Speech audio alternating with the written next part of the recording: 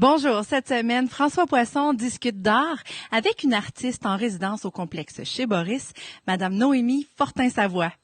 Bonne écoute.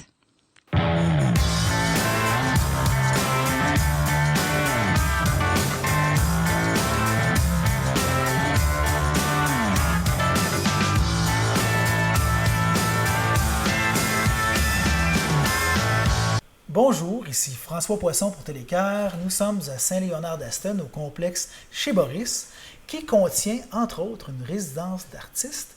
Et la résidente en ce moment, c'est notre invitée, Noémie Fortin-Savoie. Bonjour. Bonjour. Ça se passe bien? Oui, très bien. On voit derrière nous, disons, les traces laissées par une autre résidente. Oui. Donc, vous, là, c'est pas de l'art visuel que vous faites. Non, c'est des arts vivants. Allez-y, parlez-nous-en. C'est ça. Mon projet s'appelle Nom de la mer. C'est un projet d'art vivant. Je dis art vivant. Moi, je suis issue du théâtre, principalement. Je suis interprète, créatrice. Dramaturge? Je dirais pas dramaturge. C'est pas ça que je fais principalement, mais en tant que créatrice de théâtre, on touche un peu à la dramaturgie, là, mais c'est pas, disons ça, mon créneau principal. OK. Ouais. Et donc, mon projet Nom de la mer, on pourrait dire que c'est un projet de théâtre, mais ça va aussi toucher peut-être d'autres choses. En fait, c'est ça que j'explore. Peut-être toucher un peu à de la performance, à la poésie, du conte. Ouais, c'est ça, c'est à voir. Et ça, c'est vous qui allez faire tout ça ou il y a des gens qui vont se greffer à ça? C'est mon premier projet solo. Fait que je suis ici justement pour être seule avec moi-même. J'ai des gens qui m'accompagnent et qui me guident, que j'ai choisi pour me guider, mais c'est moi qui génère tout. Ouais. Et là, vous êtes à Saint-Léonard-d'Aston, Oui. mais vous n'êtes pas du coin. Non, bien, c'est ça, je viens de Drummondville, moi. OK. Mais je suis la fille de Suzanne Fortin et la petite-fille de Gilberte René, qui sont nées ici à Saint-Léonard-d'Aston, et c'est pour ça que j'ai choisi de faire la résidence ici, en fait. Vous en avez entendu parler comment? C'est flou parce qu'on dirait que mes souvenirs se mélangent, mais c'est une amie ou quelqu'un de ma famille qui m'a dit qu'à Saint-Léonard, il y avait une résidence de création possible et une résidence d'artiste. Puis j'ai fait une recherche, puis j'ai fait une demande, puis me voilà. Ouais. Et la pratique, jusqu'à maintenant, commençons par les études, là. Ouais. Ça a consisté en quoi? J'ai fait mon conservatoire à Québec. OK. Donc, je suis formée comme interprète, comme créatrice aussi. À Québec, on a beaucoup de cours de création. Okay, ça comprend quoi, là? Quand on parle création at large concernant le théâtre? Oui. C'est dur à expliquer. Éclairage? Non, c'est pas tant la technique, vraiment le contenu artistique, là, qu'est-ce qu'on crée, comment on stimule l'imagination, OK. comment on va chercher l'inspiration. La création littéraire? Quelle forme ça prend. OK. Il y a de l'écriture, mais c'est pas seulement de l'écriture. Des fois, on peut partir, par exemple, par des exercices d'improvisation. OK. Du mime, des trucs... Il peut y avoir du mime si c'est une forme qui intéresse la personne qui crée, mais ça peut être très vaste, ça peut être un mélange d'affaires. Du masque, aussi. la marionnette. Ça peut. Okay. Ouais. Puis là, vous avez fait des choix. Oui. Donc, est-ce que votre carrière, jusqu'à maintenant, reflète ces choix-là? Qu'est-ce que vous avez pu faire à date là, sur les planches ou jusqu'à présent, j'ai été surtout interprète. C'est ça dans quoi je me sens le mieux. Parce que la position de créatrice, c'est forcément de sortir de sa zone de confort. Puis ça demande aussi de l'idée des projets, de diriger, d'être à la tête. Puis ça demande beaucoup de guts. J'apprends à développer ça, disons. Donc, pour moi, être ici, c'est un défi, ce que je me lance. Ça fait que là, ça brasse des affaires. Oui, vraiment. Okay. Mais c'est bon, j'aime ça. Ouais. Okay. Et donc, j'ai été interprète pour toutes sortes de projets, là, surtout à Québec. Moi, je suis basée à Québec maintenant. L'année passée, j'ai fait une pièce à la Bordée. Cette année, je vais travailler au Trident. Et à Premier Acte aussi, c'est le Théâtre de la Relève, entre autres. J'ai travaillé aussi comme créatrice, mais surtout dans des projets de création collective. Donc, j'étais pas la seule personne à créer. Donc, ça, c'était très stimulant aussi. Puis, on apprend beaucoup. Ça prépare à la création solo, ça. Oui, c'est ça. Ouais. Okay. Ça, c'est mon parcours à moi, là. J'avais besoin de voir c'était quoi ma voix propre, artistique, ma singularité artistique, disons. Puis tester les limites, peut-être, là? Oui, ou de dépasser les limites, peut-être. Ah, ben c'est ce qu'on souhaite, hein, c'est ça. Oui, c'est ça. Là, on en est à quel stade dans la résidence? Là? C'est que, premièrement, ça dure combien de temps et on est à quel point, là? Bien, c'est sûr que mon projet, bien, c'est vraiment le début, là. Mon projet en soi se divise, disons, en 2 volets ou est composé de 2 volets qui sont interreliés puis qui s'influencent. Mais il y a le volet personnel, disons, où c'est mon projet solo au nom de la mère qui parle de ma lignée maternelle et tout ça. Et qui... ben c'est ça. Puis il y a le volet collectif, disons, où je vais faire des activités de médiation culturelle. Ah. Ouais. Donc, c'est au début, c'est la première fois que je commence ce projet-là. Et dans le volet personnel, c'est une façon pour moi de faire de la recherche artistique. Donc, tu sais, j'ai pas en tête encore de faire le spectacle fini. Tu sais, à la fin de ma résidence, ce ne sera pas un spectacle fini. Par contre, il y aura au travers de cette résidence-là des activités de médiation offertes à la communauté et incluant donc une sortie de résidence. C'est une présentation publique du fruit de mes recherches, finalement.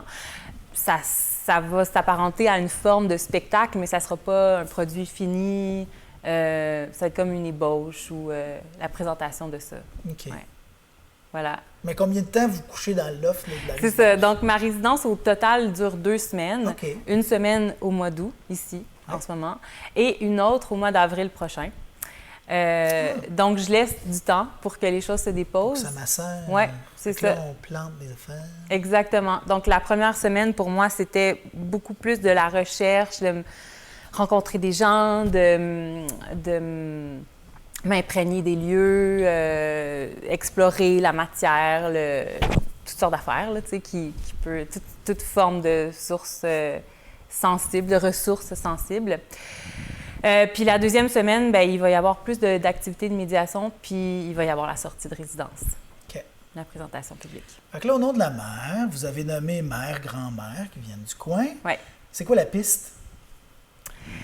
C'est une bonne question. Je n'ai pas encore tout à fait défini c'est quoi la question principale, mais je m'intéresse à la revalorisation du matrimoine, au matrilignage. Je m'intéresse aux liens à soi, aux autres, au prendre soin.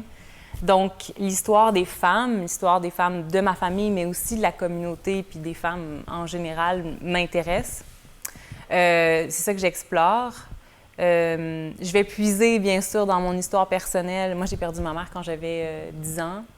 Puis ma grand-mère aussi est décédée, puis tout ça. Puis je sens que j'ai comme envie de reconnecter à ça parce que ça a comme pris du temps dans ma vie personnelle. Maintenant, j'ai 35 ans, mais ça a pris du temps avant que je me réintéresse à ça puis que je me dise « Hey, peut-être que c'est pas tout à fait réglé, ce deuil-là, ou j'ai envie de reconnecter avec mon histoire de mère, de lignée maternelle. » OK. Là, matrimoine, j'espère que vous ne ferez pas autant niaiser que Manon Massé quand elle avait parlé de matrimoine. Là, oui, elle a porte-parole de Québec solidaire. Oui, qu'est-ce qu'on avait dit à ce sujet-là? Elle avait utilisé ce terme-là. OK. Puis là, elle s'est fait tourner en ridicule, puis ça a duré très longtemps. Vous pourrez aller voir... Oui, ça me dit quelque chose, mais... presse là-dessus, peut-être que ça pourra être dans vos pistes, là. Je sais pas. Ouais, j'ai pas envie trop qu'on se rappelle de cet événement-là, étant donné que moi, j'aime beaucoup le mot matrimoine, puis je trouve que c'est un mot qu'on devrait utiliser. Pourquoi pas? C'est un mot qui n'existe pas encore dans tous les ouvrages de référence, mais moi, je trouve qu'il y a sa place. Puis comme c'est on pourrait dire un nouveau mot, même si ce n'est pas réellement, mais Il y a plusieurs interprétations possibles aussi. Là. Je ne sais pas comment Manon en avait parlé, mais je suis certaine que c'était très, très intéressant. C'était pertinent. Oui. Mais moi, comment je l'entends, en fait, c'est par symétrie au terme patrimoine, c'est le legs laissé par les femmes. Et notamment des mères, mais aussi des créatrices. Okay. Voilà. Donc, de trouver aussi, bon, parce que évidemment que comme créateur, on a été inspiré par des choses.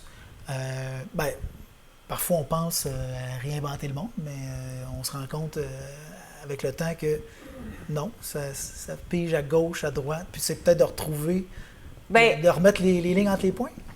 Oui, c'est d'une certaine façon, c'est ça que je veux faire. En fait, le nom de mon projet, Nom de la mer, ou Au nom de la mer, là, je suis comme en train de changer, mais ça vient du fait que quand j'ai contacté Denis pour la résidence, je lui ai dit « Hey, moi je m'appelle Noémie F. Savoie. En pensant qu'on allait me reconnaître étant la fille de Gilberte René du village et tout ça. Puis personne ne me connaissait, bien entendu, mais c'était naïf de ma part, j'en conviens. Mais en même temps, je me disais, par mon nom seulement, on ne peut pas deviner que j'ai un lien avec ce village-là, avec la communauté. J'ai encore de la famille là, un peu plus éloignée, mais quand même, tu sais, j'ai rencontré des gens de ma famille que j'avais jamais rencontrés encore, tu sais. Fait que pour moi, ce lien-là est super important. J'ai oublié pourquoi je parlais de ça, mais... Au nom de la mer. Oui, c'est ça, le titre, mais le lien aussi, c'est ça, d'essayer de combler des trous. Bien, c'est ça, en me disant, tiens, par tradition de donner le nom du père à l'enfant, forcément, donc, tous les noms des mères ont été effacés de l'histoire généalogique, du moins. Donc, je me suis dit, mais qu'est-ce qui est arrivé avec ces noms-là, ces histoires-là de femmes, ces rôles de femmes que les femmes ont joués dans notre histoire et qu'on ne peut valoriser ou pas valoriser au fil du temps. Et puis, moi, j'ai envie de réveiller ça, puis de combler, disons, les trous dans l'histoire ou dans mon histoire personnelle, mais aussi collectivement. Mais vous faites partie d'une génération où les noms sont là tous les deux, là. Fait que vous l'avez, le nom de votre mère. Oui, mais reste que le nom Fortin, c'est le nom de mon grand-père. C'est pas le nom de ma grand-mère. Mais tu sais, mais en même temps, il faudrait remonter à la première femme qui a existé pour que ça soit juste, là. Je pense qu'elle n'avait pas de nom de famille. Non, c'est ça. Ça serait impossible de faire ce travail-là. Ouais. Mais, reculons. Alors, reculons, partons de maintenant, puis allons à nos mères, à notre grand-mère, arrière, tu sais. Qu'est-ce qui arrive? Qu'est-ce qui s'est passé? Qu'est-ce qu'on ne sait pas? Qu'est-ce que je peux déterrer de cette histoire-là oubliée qui est arrivée à C'est toutes sûr les que familles? quand on tombe dans la généalogie, mon grand-père avait fait ce qu'on me présentait comme étant notre arbre généalogique. Oui. Il avait fait la lignée Ouais. des hommes portant le nom de famille jusqu'à la Nouvelle-France. Mais moi, j'ai vu ça, j'ai dit, ben voyons, ça c'est un parmi... Fait que moi, j'ai fait tout le reste, là. Fait que on passe entre autres par... Il y a une série de livres qui s'appelle La paternelle, puis l'autre La maternelle. Fait qu'on voit l'ensemble. Fait qu'à la fin, là, on n'a pas juste ça, on a ça. On Et a là, l'éventail, des milliers de noms. Puis ça, c'est d'où on vient. Mais c'est pas juste ça, c'est tout ça. Exact, ouais. Non, c'est très riche. Puis j'ai la chance d'avoir un oncle qui a fait ce travail-là de recherche généalogique du côté de ma mère. Donc, j'ai accès à toutes les informations puis à toute ma lignée maternelle facilement. Même quelques photos, des vieilles photos. Fait que ça, c'est super précieux. Je souhaite à tout le monde de faire ce travail-là, là, c'est de reconnecter avec ses racines. Mais c'est sûr que parfois l'information est difficile à trouver aussi, puis tout ça, là. Mais avec Internet, c'est plus facile de nos jours. Mais la première chose à faire, c'est d'interroger les vivants pendant qu'ils peuvent parler. Ouais. Fait que les grands-mères, les arrière-grands-mères, grands-pères, demandez-leur là, comment ils s'appelaient, blablabla. Parce qu'après ça vous permet d'aller aux livres qui vont vous permettre d'aller dans les banques de données Internet. Fait que faites ça, s'il vous plaît. Mais oui, puis c'est beaucoup ça que j'ai fait cette semaine, en fait, de rencontrer des femmes âgées de la communauté qui ont connu ma grand-mère ou ma famille ou qui font partie de ma famille même. La sœur de ma grand-mère est encore en vie. habite à côté d'ici. Fait que, tu sais, je la vais la voir sur son perron, puis on jase ensemble. Bonjour, Noëlla. Voilà. Noëlla, Noémie. Oui, c'est beau, parenté. hein? Oui, elle est vraiment adorable en plus. OK. Fait que là, elle vous a appris des choses sur votre famille?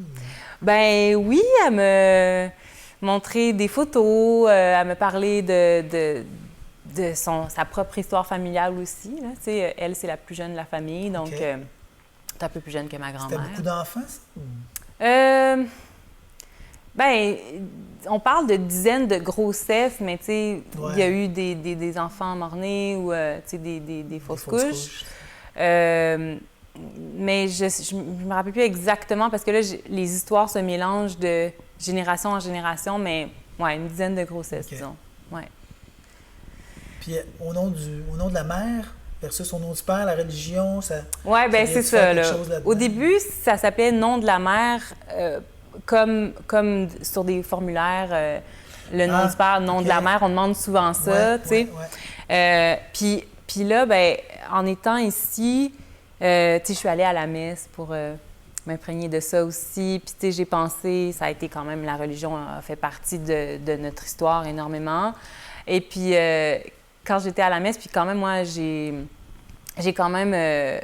mon père est très pratiquant, fait que j'ai grandi là-dedans, moi aussi. Là, contrairement à beaucoup de gens de ma génération, c'était pas très populaire, mais moi, je l'ai vécu beaucoup, tu sais. Puis là, de regarder ça, je m'en suis détachée maintenant, mais de regarder ça avec un regard critique féministe un peu, là, tu sais, de me rendre compte que, tu sais, on parle beaucoup d'hommes, puis, tu sais, il y a encore aucune femme qui peuvent servir la messe, ou, ben, qui peuvent... Servir, oui. Ben, servir, oui, c'est ça, mais pas... être prêtre. Être prêtre, oui, c'est ça, puis bon, etc., là, mais... c'est ça, je me suis dit, ah tiens, c'est drôle, au nom de la mère, qu'est-ce que ça serait de faire cette prière-là, la Notre Mère au lieu de Notre Père, tu sais, mais bon, je m'amuse là-dedans pour l'instant, là, il n'y a rien de définitif, mais c'est ça. OK. Donc, là, il y a plein de fils qui pendouillent. Oui. Puis là, c'est comme du spaghetti, là, à un moment donné, là. C'est-tu étourdissant ou... Oui et non. C'est sûr que si on cherche des réponses tout de suite, puis qu'on approche ça d'une façon qu'on est habitué à approcher le monde, c'est-à-dire que ce soit efficace, c'est sûr que c'est épeurant, là.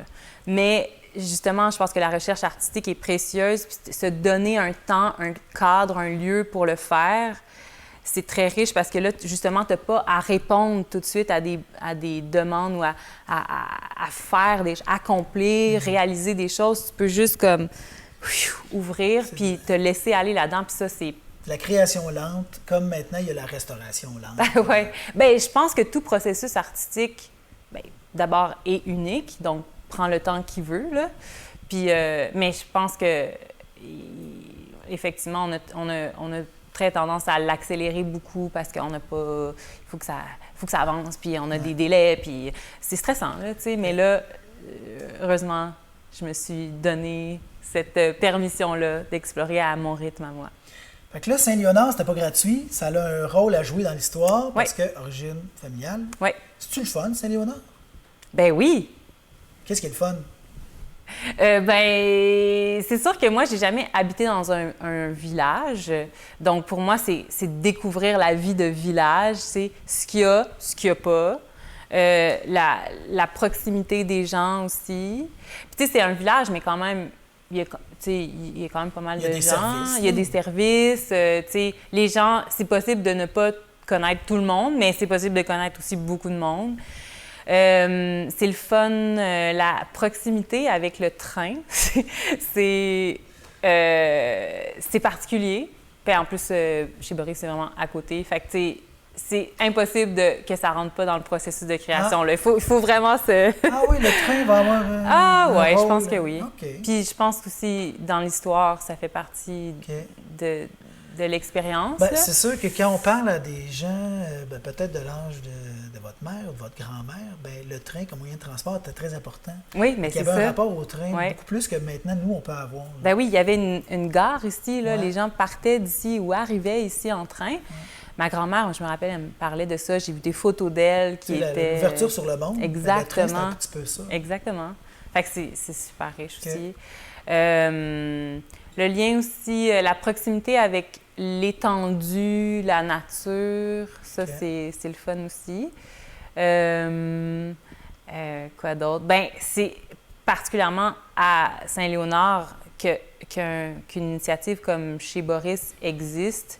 C'est exceptionnel, là. Ouais. Ben, en tout cas, je souhaite que ça arrive dans tous les villages, là, mais j'ai rarement vu ça, disons. Puis, c'est très rare. oui, c'est le fun. C'est un complexe où il y a beaucoup de vie, il y a beaucoup de services qui sont donnés, beaucoup de gens qui le fréquentent, pas seulement en art. Fait que là, ben vous savez, là, vous êtes en train de faire ça, mais c'est foisonnant. Oui, ça fait du bien de voir autant de vie au cœur d'un village. Fait que c'était ma prochaine question. C'est-tu le fun chez Boris? Bien là, je comprends que c'est oui. Oui, c'est ça. Ben oui, c'est sûr. C'est quand même particulier parce que les lieux de la résidence, habituellement, quand on est en résidence, j'en ai pas fait beaucoup, là, mais ce que j'ai entendu parler, c'est que, tu sais, c'est comme un moment où l'artiste se ressent, mais se met dans un genre de cocon de création, puis, tu sais, s'isole, tu sais. Mais là, ici, il y a comme forcément une proximité avec la vie qui continue, puis les gens, puis les habitants du village. Ouais, on n'est pas dans le fin fond d'un bois, là. On n'est pas sur le top d'une montagne. Oui, mais c'est très riche aussi, puis moi, j'aime le monde, puis j'aime ça, être en contact avec des gens que je connais pas, puis avec qui je peux discuter, puis ça me fait beaucoup évoluer, ça fait évoluer mon processus. Fait que, tu sais, je trouve ça très riche, là. Mais, ouais. Puis la salle même où je crée et je dors est une salle immense. Même à Québec, même quand on fait des processus, bien, dans les processus dans lesquels je suis ou je suis habituée d'être, les lieux sont assez petits, là, tu sais, puis il n'y a rien de tel. C'est pas du tout comparable à l'ampleur du lieu. Ouais. Là, la salle est immense, mais là, l'espace de vie, c'est un petit cubicule. C'est comme quasiment une chambre de moine. Bien, c'est surtout, j'imagine, parce que c'est pas très bien isolé, fait que là c'est l'été, il fait chaud, mais quand il fait moins chaud, c'est pour contenir la chaleur. Mais c'est juste le lit, l'espace où on dort, là, mais je reste pas là. Je crée pas dans ce cubicule-là, disons. Ouais. Okay. Est-ce que là, ça s'est incorporé dans vos rêves, la démarche de création? Bonne question. Parce qu'on parle « je ne crée pas dans ce cubicule-là », mais est-ce que la nuit... Bien là, je dirais pas dans les rêves, en tout cas, de ce que je me souviens, mais cette nuit, j'ai eu de la difficulté à dormir, probablement parce que j'avais bu trop de café pendant la journée, mais je me faisais la réflexion que j'étais aussi très habitée par toutes les idées, tu sais, qui me venaient. Puis là, je me disais, il faudrait que je me lève puis que je note. Mais j'étais comme, non, laisse-toi aller, ça va. Si c'est des bonnes idées, ils vont refaire surface, tu sais, mais c'est tout le temps comme, ouais. Mais vous savez que c'est pas vrai, ça, hein? Des fois, les bonnes idées, non. ne font pas surface. Non, moi, j'y crois pas à ça. Alors, si c'était une bonne idée puis qu'elle ne refait pas surface, mais c'est ça, la vie. Fallait pas. Ben, c'est ça. Fallait l'enterrer. Oui. Okay. Faire le deuil, j'apprends. Ouais. Fait que là, il va y avoir quoi entre vos deux présences ici? La vie, ça va être quoi? La vie quotidienne Ben là, c'est ça, moi, je retourne à Québec, j'ai des projets sur lesquels je travaille, j'ai des productions. Ouais, c'est ça, je suis interprète pour 3 spectacles cet automne et cet hiver. Travaillez-vous les textes pendant que vous êtes ici? Oui. Ah oui? Oui, pas le choix. Okay. Oui, d'ailleurs, il faudrait que je m'y remette, là, mais oui. Okay. Ouais, j'ai apporté mon travail. Le premier en date, c'est quoi? C'est quoi le titre? C'est On sentait déjà la dynamite à l'âge de pierre. Oh. Ça va être très intéressant. C'est une pièce de Nathalie Fontalvo et de Charlie Cameron Verge. Okay. C'est des gens de Québec. C'est la création du texte? Oui, création. Okay. C'est eux qui ont écrit, eux et elles, qui ont écrit et qui mettent en scène. Et Nathalie va aussi jouer dans la pièce. C'est une pièce qui se passe dans un Québec des années 2030. Il y a eu la Troisième Guerre mondiale. Le Canada a voulu faire une conscription et le Québec n'a pas voulu. Il y a eu référendum. Comme d'habitude. Oui, c'est ça. Il y a eu référendum et le Canada n'a pas reconnu les résultats du référendum. Et donc, le Québec est parti en guerre avec le Canada. Donc là, ça force l'imaginaire, tu sais, d'être dans un avenir proche, mais ça fait mal de s'imaginer ça. Québécoise. Tout à fait, oui. Puis moi, je joue une capitaine de régiment. Wow, une gentille ou une pas fine? C'est pas vraiment C'est pas un ou l'autre, manichéen, elle fait ce qu'elle peut. Ouais, OK, c'est bon. avec les moyens qu'elle a. Un rôle proche ou loin? Relativement loin, parce que c'est, loin de moi, mais c'est sûr que ça part de moi, fait que, c'est lié quand même. Fait que travailler ça en même temps qu'on fait la création, ça c'est spécial, par C'est exemple? vraiment spécial, ouais. OK.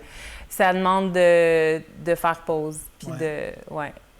ouais. Bon, ben beaucoup de choses en même temps. Oui, Fait qu'on s'ennuie pas. non, vraiment pas. Ben écoutez, on souhaite que ça se passe bien. Ça a l'air en Merci. tout cas d'être une période heureuse. pour Ben vous. oui, ça l'est vraiment. Bravo. Ouais. Bon. Merci beaucoup. Puis vous reviendrez nous voir à Saint-Léonard.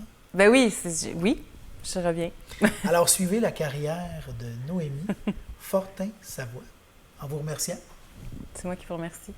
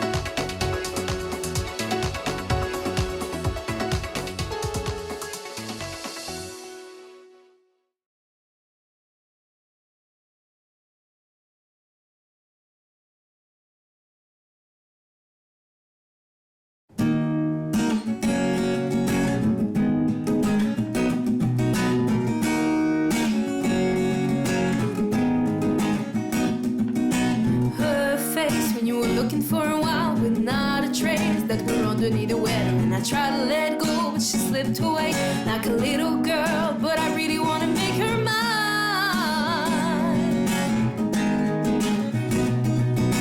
My girl would never say what I need to hear to make it all okay. So we try to make nice so the kids won't know for a little while, but it really doesn't make